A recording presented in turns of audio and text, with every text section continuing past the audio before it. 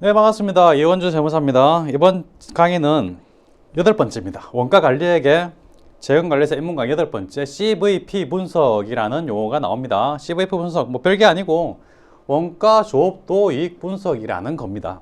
원가는 코스트, V, 조업도 볼륨, 이익은 프라핏 해가지고 뭐 뭔가 있어 보이긴 하는데 뭐 전혀 있어 보이시는 거 아니고 별거 아닙니다.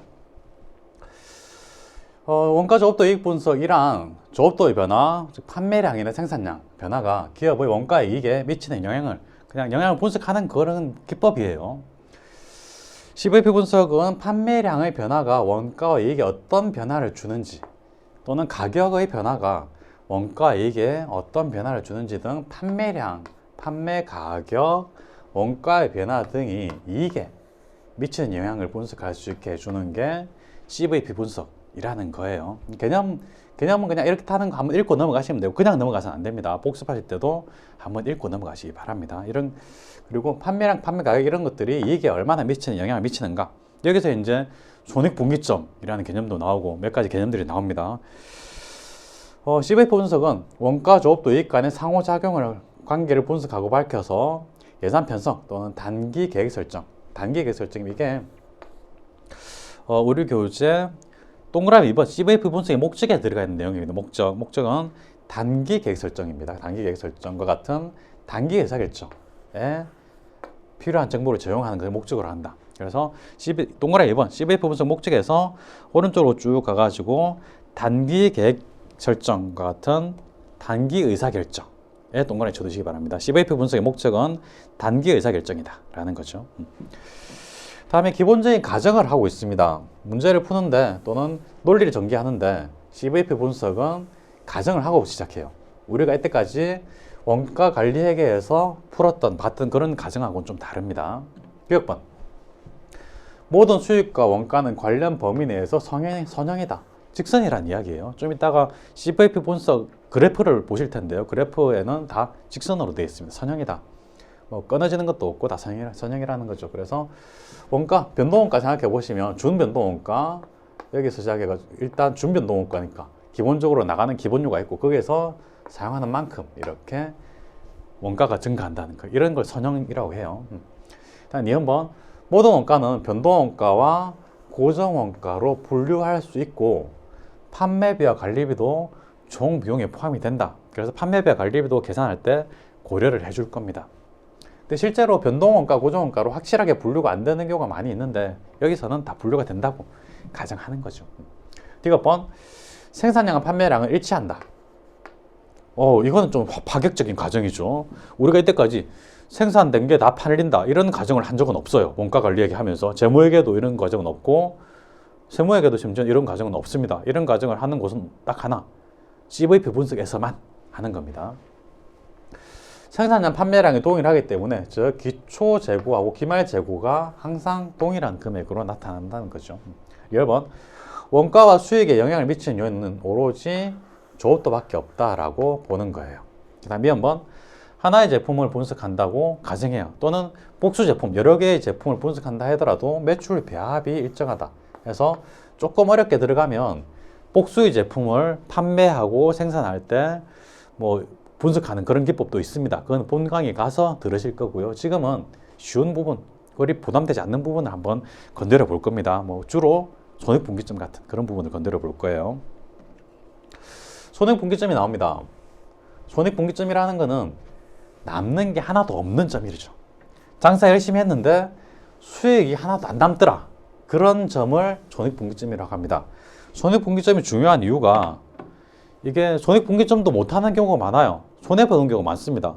그래서 손익분기점이라도 맞춰야 기업이 어느 정도 근근히 망하지 않고 사업을 계속 할 수 있는 거죠. 그래서 손익분기점이 중요합니다. 손익분기점이란 총수익과 총비용이 동일해가지고 이익이 없는 판매량 또는 매출액을 말하는 거죠. 손익분기점 등식은 다음과 같다 해가지고 매출액에서 변동원가를 빼고 고정원가를 빼면 남는 게 하나도 없는 영원이라는 겁니다. 그렇죠. 매출액에서 원가 다 빼버리면 남는 게 하나도 없다. 그럼 장사를 왜 합니까? 장사 못 하죠. 이건 근데 그런 개념은 이제 그 개인기업 일반적인 뭐 가구에서 보는 식당 그런 걸 의미하는 거고, 법인에서는 인건비라는 게 그 본인 사장님 본인의 인건비도 뺍니다. 그래서 단기 순이익이 0원이라 할지라도 사장님이 가지고 갈 수 있는 월급이 좀 있어요. 법인 기업일 때는 남는 게 0원이라도 뭐 사업을 할 수는 있어요. 근데 개인 기업일 때는 이게 힘들죠. 안 되죠. 사장님이 갖고 가는 게 하나도 없습니다. 개인 기업일 때는. 그건 이제 원가 회계하고는 좀 다른 이야기였고, 우리는 지금 CVP 분석에서 손익분기점을 보고 있으니까 뭐 죄송합니다. 딴 이야기를 좀 해서 죄송합니다. 어쨌든 매출액 빼기 각종 원가를 다 빼니까 0원이 되더라. 이게 손익분기점. 그럼 고정원가를 이리 넘길 수도 있습니다. 마이너스를 넘기면 플러스가 되죠. 그래서 매출액 빼기 변동원가는 고정원가. 이런 등식이 성립돼 버리면 역시 손익분기점 남는 게 하나도 없는 결론이 나죠. 그리고 매출액에서 변동비를 뺀다. 매출액에서 변동비 빼면 이거를 공헌이익이라고 합니다. 한번 들은 적 있으시죠? 매출액 빼기 변동비는 공헌이익. 변동원가 계산해서 들은 적 있습니다. 매출액 빼기 변동원가는 공헌이익. 그래서 공헌이익에서 고정원가를 빼면 0이다. 한 단계 더 나가면 공헌이익은 고정원가 라는 말이, 이런 등식이 손익분기점에서는 성립이 됩니다. 손익분기점이 아닌 곳에서는 이런 등식이 성립이 되지 않아요. 손익분기점에서는 이런 등식이 성립이 된다는 거 강조드립니다. 매출액 빼기 변동비 빼기 고정비가 0이 되는 점이 손익분기점이다. 그럼 고정비를 넘기자. 매출액 빼기 변동비는 고정비가 되는 게 손익분기점이다. 그러면 매출액 빼기 변동비는 공헌이익이죠. 공헌이익은 고정비. 이게 성립되는 게 손익분기점이라는 거죠. 손익분기점, 그냥 영어로 BEP라고 부릅니다. 손익분기점. 브레이크 이븐 포인트라고 해서 브레이크 이븐 포인트, 영어로 무슨 뜻인지 잘 모르겠습니다만은 어쨌든 그냥 손익분기점이다, BEP다 라고만 알고 계시기 바랍니다. 그래서 좀 그 주식 애널리스트 같은 사람들 좀 유식해 보이는, 깔끔하고 세련돼 보이는 그런 뭐 TV에 나와서 주식에 관해서 좀 설명도 해주고 그런 사람들 보면 그냥 손익분기점이라고 안 하고 그냥 BEP가 얼마고 BEP가 얼마기 때문에 우리는 투자를 할 수 있고 막 이런 이야기를 하는 경우가 많이 있죠. 있어 보이죠? 전혀 안 있어 보인다고? 없어 보인다고요? 뭐 없어 보일 수도 있습니다. 아무것도 모르면서 그냥 영어 서커스는 이런 사람들 보면 좀 없어 보이긴 합니다만은 어쨌든 우리는 이제 배운 사람들이죠. 알아봐야 됩니다. BEP 그러면 손익분기점이구나 라고 알아볼 수 있어야 되겠죠. 넘어갑니다. 영업이익이 나옵니다. 금방은 손익분기점을 봤습니다. 손익분기점에서는 영업이익이 없는 점이죠. 이익이 하나도 안 나는 게 손익분기점입니다. 근데 여기서는 영업이익이 있을 때는 공식이 어떻게 변하나 보면, 매출액에서 각종 비용 원가를 다 빼면 0이 아니라 영업이익입니다. 이게 0이 돼버리면 손익분기점이죠. BEP죠. 그런데 이게 영업이익이 날 때는 매출액에서 각종 비용을 빼고 나는 게 0이 아닐 때 영업이익이다. 뭐 손실이 날 경우도 있겠지만 그런 경우는 배제하고 일단 영업이익이 난다라고 보는 거죠. 그러면 고정원가를 이렇게 넘길 수도 있겠죠. 마이너스를 넘기면 플러스가 되니까 매출액 빼기 변동원가는 고정비 더하기 영업이익, 이런 등식도 성립이 될 겁니다. 그러면 똑같이 매출액 빼기 변동원가는 공헌이익인 거죠. 그래서 공헌이익 빼기 고정원가는 영업이익이 될 수도 있죠. 그리고 공헌이익은 고정원가 더하기 병업이익, 이렇게 산식이 바뀔 수도 있습니다. 암기하라는 이야기 아닙니다. 암기하지 마시고 암기할 거는 딱 하나입니다. 손익분기점, 매출액 빼기 변동원가 빼기 고정원가는 0이다. 이건 암기하지 않으셔도 이해가 되시죠? 이해되시니까 그냥 굳이 암기하지 않으셔도 그렇구나 라고 알아볼 수 있습니다. 계산할 때도 그런 식으로 계산할 수 있습니다. 손익분기점, 매출액 빼기 변동비 빼기 고정비는 0. 이게 손익분기점이고, 그러면 이익이 날 때는 0 대신에 영업이익을 넣으면 되는 거죠. 매출액 빼기 변동비 빼기 고정비는 영업이익이구나 라고 생각하시면 되는 거죠. 이익이 나면, 이익이 안 나면 0인 거죠. 그렇죠. 그리고 매출액 빼기 변동비는 공헌이익이다. 그 정도 하시면 됩니다. 그런 이야기가 36페이지 아래쪽에 있었고요. 넘어가겠습니다. 37페이지 위에입니다. 맨 위에서 한번 공헌이익. 공헌이익이 뭔지 우리는 이미 알고 있죠. 공헌이익은 매출액 빼기 변동비입니다. 공헌이익률이라는 게 또 나와요. 율자가 들어가면 매출액하고 나눈다라고 생각하시면 됩니다. CVP 분석에서 율자가 나오면 나누는구나, 매출액에 나누는구나 라고 생각하시면 되죠. 37페이지 메뉴에는 동그라미 3번 공원이익이 나오는데, 공원이익이란 읽겠습니다. 교재 보시기 바랍니다. 교재 37페이지 메뉴의 줄. 공원이익이란 제품의 판매로 인해 발생한 수익이 고정가를 회수한 후 이익을 창출하는데 공헌한 정도를 나타낸다. 공헌이익 개념인데 한번 읽고 지나가시고요. 공헌이익은 매출액에서 변동효과를 차감하여 계산한다가 중요합니다. 매출액 빼기 변동효과는 공헌이익이다라는 거죠. 이는 영업이익에서 고정원가를 합한 금액과 동일하다. 아까 산식 보셨죠? 그래서 동일하다는 거고, 박스 안에 공헌이익은 매출액 빼기 변동원가, 이거는 매출 단위당 공헌이익 곱하기 판매량, 고정원가 더하기 병업이랑 똑같다. 그냥 이해가 되시면 되는데, 공헌이익은 매출액 빼기 변동비니까 매출액 빼기 변동비는 고정비 더하기 영업이익이다 라는 거 산식 앞에서 한번 나온 산식입니다. 그게 이해되시면 되는 거고 넘어갑니다. 4번 공헌이익률. 에듀윌 유료 회원만의 특별한 서비스.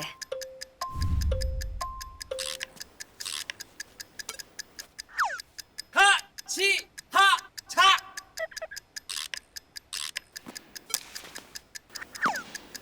하치하차 정답! 같이 하자 친구야. 에듀윌 유료 회원.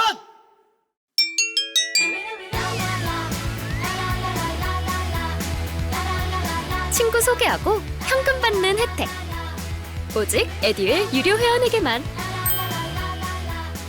에듀윌. 공헌이익률이란 매출액에서 공헌이익이 차지하는 비중을 말해요. 그래서 이게 칠판에도 나오는데요. 매출액 빼기 변동비 하면 공헌이익이 되는 거죠.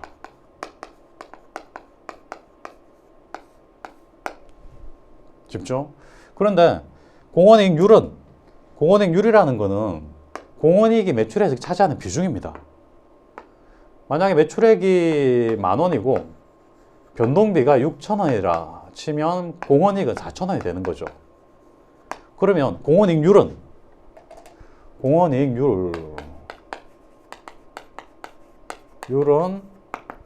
매출액에서 공헌이익이 차지하는 비중 10,000원에서 4,000원이 차지하는 비중, 4,000 나누기 10,000 하면 0.4, 40%입니다. 아무것도 아니죠. 쉽죠? 공헌이익률이라는 거는 공헌이익이 매출액이 차지하는 비중. 변동비율은 변동비가 매출액에 차지하는 비중입니다. 6,000원이 10,000원에 차지하는 비중, 10,000원 분의 6,000원 하면 되는 거죠. 6,000원 나누기 10,000 하면 0.6, 그래서 60%가 되는 거죠. 별거 아니죠. 그래서 거창하게 뭐 공헌이익률, 변동비율 이렇게 써놨는데, 공헌이익률은 그냥 공헌이익 나누기 매출액, 변동비율은 변동비 나누기 매출액. 그냥 율자가 들어가면 매출액을 나눈다 라고 생각하시라는 거죠. 그래서 여기 보면 공헌이익률은 공헌이익 나누기 매출액. 공헌이익은 뭐냐? 공헌이익은 매출액 빼기 변동원가, 공헌이익이니까 매출액 빼기 변동원가는 원가 나누기 매출액.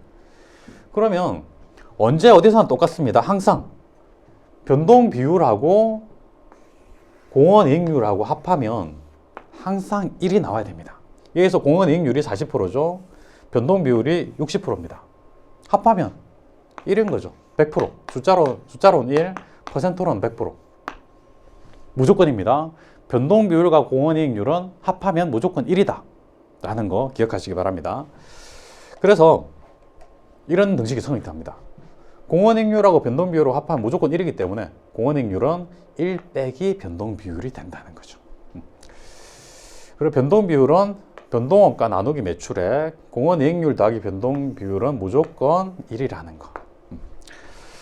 기억을 하시면 좋고, 논리적으로 이해가 되시면, 논리적으로 이해가 된 그 상태에서 그것만으로도 문제를 푸는 데는 크게 지장은 없습니다. 대신에 숙달을 하셔야 되는 거죠. 많이 풀어보시면 되는데, 역시 문제 푸는 거는 지금은 조금만 해보고 나중에 본강에 가서 많이 풀어보겠습니다. 본강에 가서도 풀어보고 문제풀이 강의에서도 계속 풀어볼 거니까 지금은 이해만 하시면 되는 거죠. 네, 넘어가겠습니다. 목표 이익. 목표 이익은 아까 영업이익하고 비슷하다고 생각하시면 되는데요. 법인세를 고려할 때와 법인세를 고려하지 않을 때가 좀 달라집니다. 고려하지 않는 경우는 쉽습니다. 매출액에서 각종 비용 빼고 목표이익이 어느 정도 될 것이다 라고 생각하면 얼마를 매출액으로 잡아야 될까 라고 거꾸로 물어봅니다. 문제에서 물어보는 거는 보통 이렇습니다.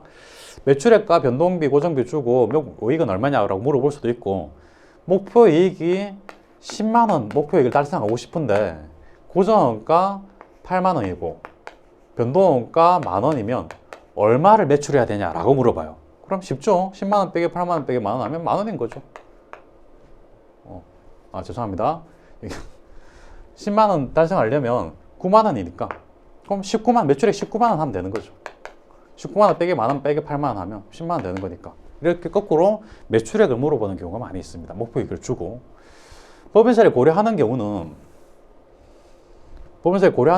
법인세율이라는 게 나와요. 조금 복잡해집니다. 뭐 많이 복잡하진 않습니다. 매출액 빼기 변동원가 고정원가 이게 똑같습니다. 똑같고 세후 목표이익이 얼마다라는 거를 문제에 주어집니다. 세후 목표이익이 나누기 1 빼기 법인세율, 뭔가 좀 어색해 보이고 복잡해 보이죠. 우리는 법인세를 공부해 본 적이 없고 세무회계를 좀 공부해 보신 분들이 할지라도 원가회계에서 법인세율이 나오는 건 좀 생소합니다. 재무회계에서도 잘 안 나오는 걸. 재무회계에서 이연법인세 자산, 이연법인세 부채 그런 건 할 때 좀 나오긴 하죠. 어쨌든 법인세율이 나온다는 거죠. 법인세율이 주어지면 세후 목표이익에다가 1 빼기 법인세율을 나누어주면 돼요. 곱하기도 아니고 나누어주는 겁니다. 어떻게 이런 산식이 나오냐? 법인세율이 20%라 치면 20%라 치고 이익이 법인세 적용하기 전에 세전 이익이 10만 원이 나왔다. 그럼 법인세는 얼마일까요? 곱해주면 됩니다. 쉽죠? 2만 원입니다. 법인세는. 그럼 세후 이익이 얼마입니까? 세후 이익은 세전 이익 10만 원에서 세금 빼면 8만 원. 이게 세후 이익이죠.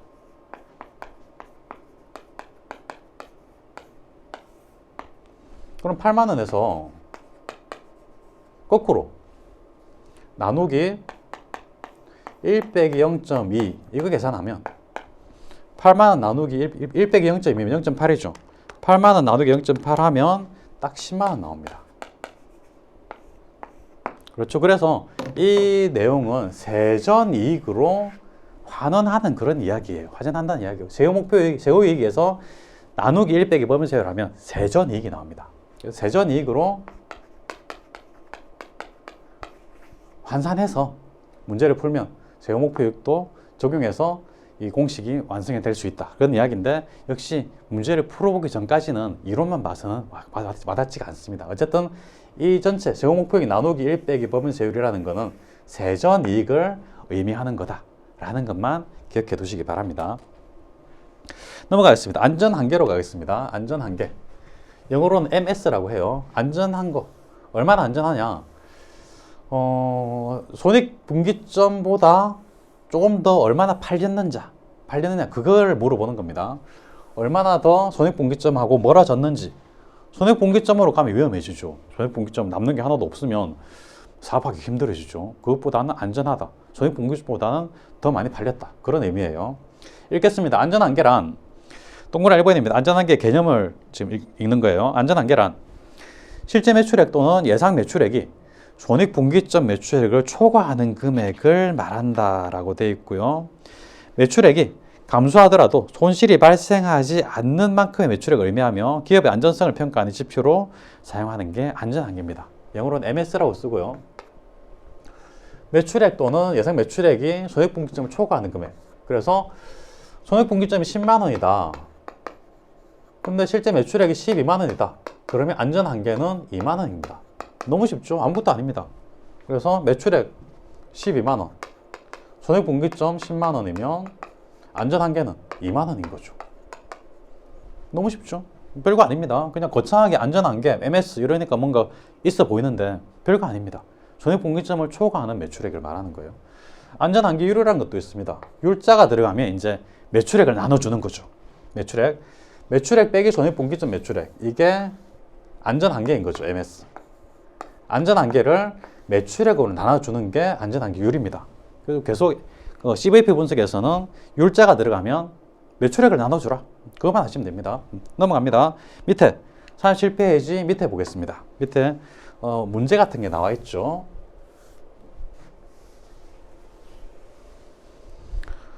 37페이지 밑에 표 바로 위에부터 A 제품 매출액 거기서부터 문제가 있는 겁니다. A 제품 매출액이 100만 원이고 제품 단위당 변동원가가 10원, 판매 가격이 20원, 총고정원가가 20만 원인 경우 안전한계와 안전한계 매출액을 안전한계율을 계산하면 다음과 같다 해가지고 계산이 되어 있죠. 안전한계를 구하기 위해서는 안전한계는 매출액 빼기 손익분기점이니까 손익분기점을 구해야 돼요. 손익분기점은 매출액 빼기 변동원가 빼기 고정원가가 0이 되는 그런 매출액이 손익분기점이죠. 그러면 단위당 변동원가는 10원, 판매가격 20원. 그러면 단위당 20원 판매 가격에서 변동원가 10원 뺀 거에다가 판매량 Q라고 합니다. 판매량 곱하면 이거는 공원이익이 나오겠죠. 매출액 빼기 변동원가. 여기서 고정비 20만 원 빼주면 0이 되는 이 점이 Q를 구하면 손익분기점 판매량이 나올 겁니다. Q를 구하면 20만 원이 넘어가면 20만 원 넘어가서 20만 원 나누기 이건 10원이니까 20만 원 나누기 10원 하면 Q는 2만 개가 나옵니다. Q BEP 손익분기점 판매량인 거죠. 판매량이 나왔으니까 손익분기점 매출액도 구할 수 있습니다. 손익분기점 매출액은 판매량 곱하기 단가 20만 개 곱하기 판매 단가 20원이 판매 가격이 20원 곱하기 20원 하면 손익분기점 매출액은 2는 40만 원이 되겠네요. 40만 원. 손익분기점 매출액도 구했습니다. 그러면 안전한계를 구할 수 있겠죠. 매출액이 100만 원이니까 100만 원 빼기 손익분기점 매출액은 40만 원 빼기 40만 원 해주면 안전한계는 60만 원입니다. 이해되시죠? 60만 원 안전한계 구했고요. 안전한계율은 매출액 분의 안전한계. 매출액이 100만 원이라고 했죠? 100만 원. 100만 원 분의 안전한계는 60만 원. 60만 원 나누기 100만 원 하면 0.6. 60%가 되는 거죠. 넘어가겠습니다. 다음 페이지 38페이지 메뉴에는 CVP 그래프가 있습니다. CVP 그래프가 있습니다. 그래프 보시면 에듀윌 유료 회원만의 남다른 서비스.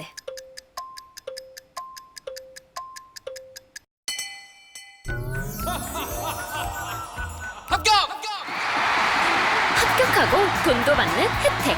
오직 에듀윌 유료 회원에게만. 에듀윌. 무료 합격! 많이 본 것 같은 느낌이 드는 그래프이긴 한데 이게 뭔지 처음 볼 때는 잘 모릅니다. 생소합니다. 보시면 이런 그래프예요. 총비용, 총수익, 총수익과 비용이 있고 수익과 비용 축이고 그 다음에 이쪽은 판매량입니다.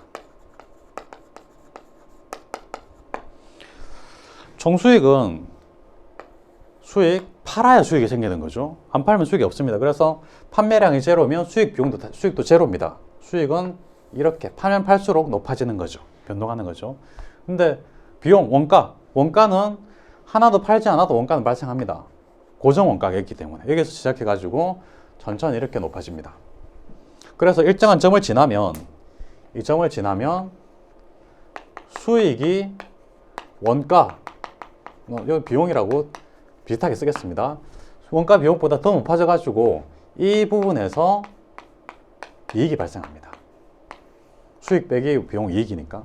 그런데 수익이 더 적은 선, 이 선에서는 손실인 거죠.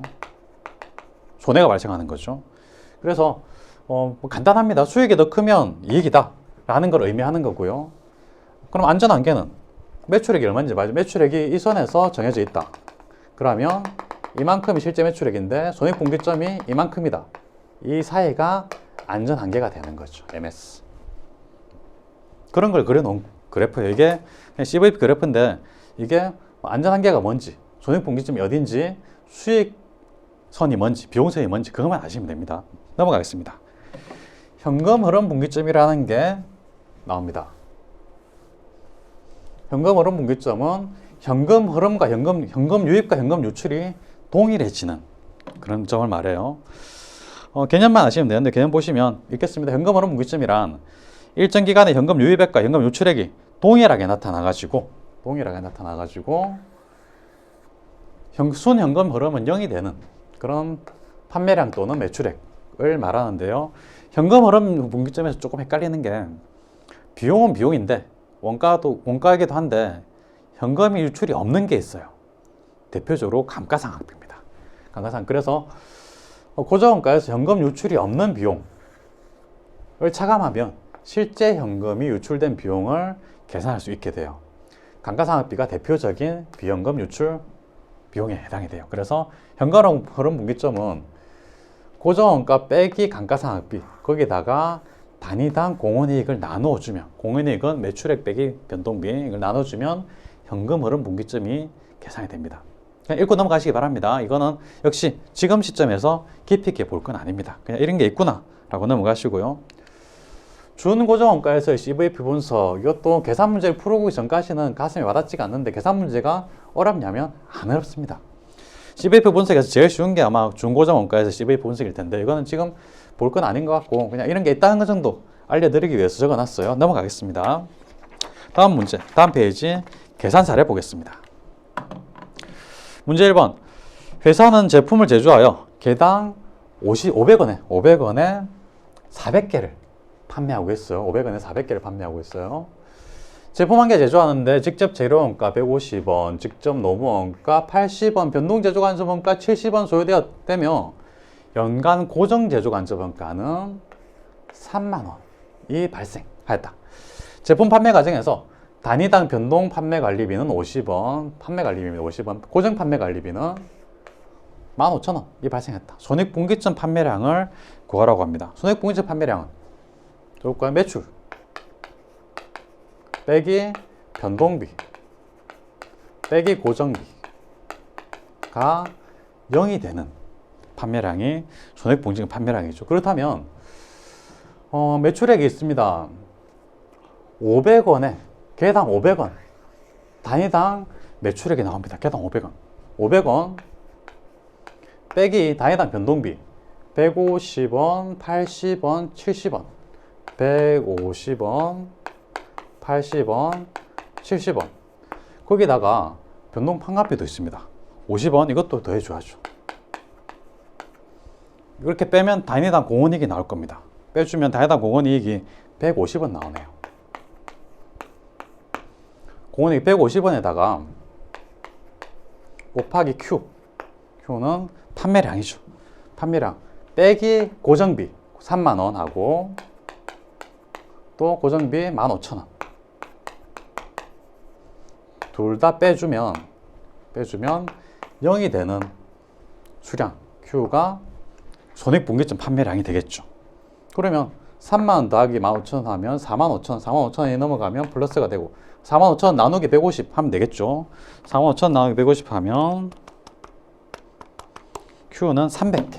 그래서 Q는 300개. 손익분기점 판매량은 300개로 계산이 됩니다. 문제 2번 보겠습니다. 문제 2번. 단일 제품을 생산한다.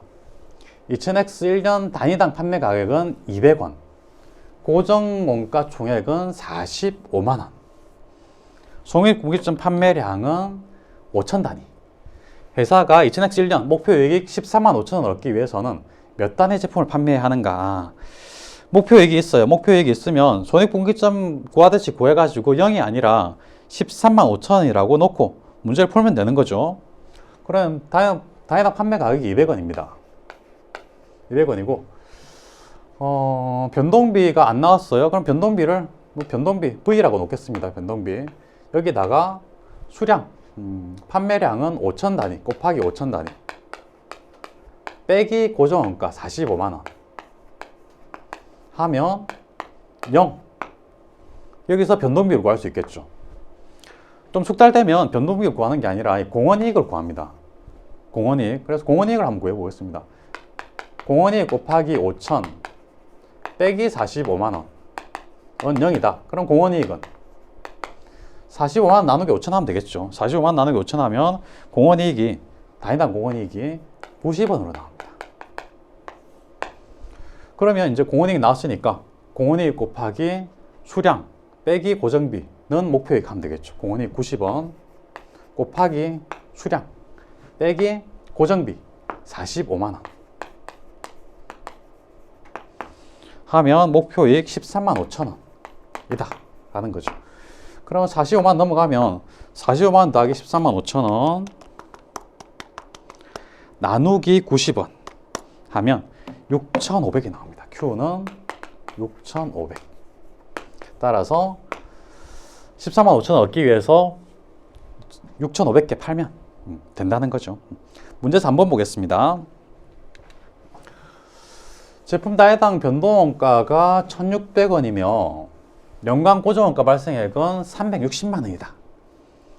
공원이익률은 20%, 법인세율이 20%인 경우 법인세 차감 후 손익 240만 원을 달성하기 위해서 연간 몇 단위의 제품을 제조 판매해야 하는가라고 물어봤어요. 조금 어렵습니다. 문제가 지금 1번, 2번보다는 조금 난이도가 있어요. 보시면 변동원가가 1,600원이라고 합니다.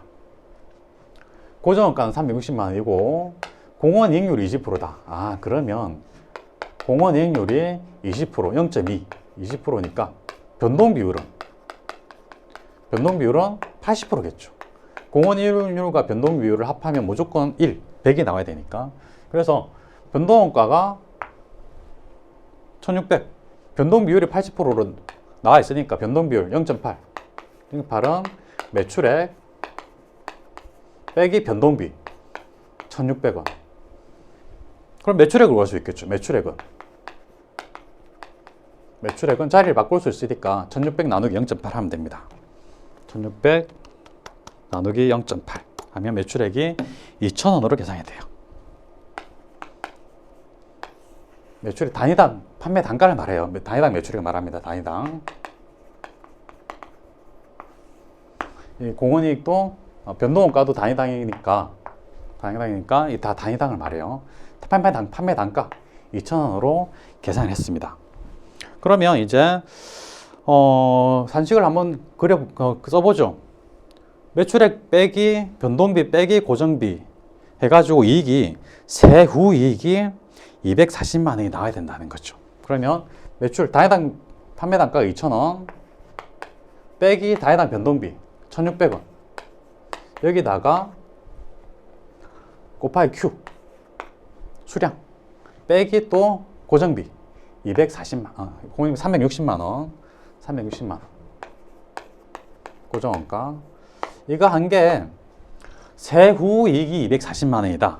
240만 원 세전이익으로 바꿔줘야 되겠죠.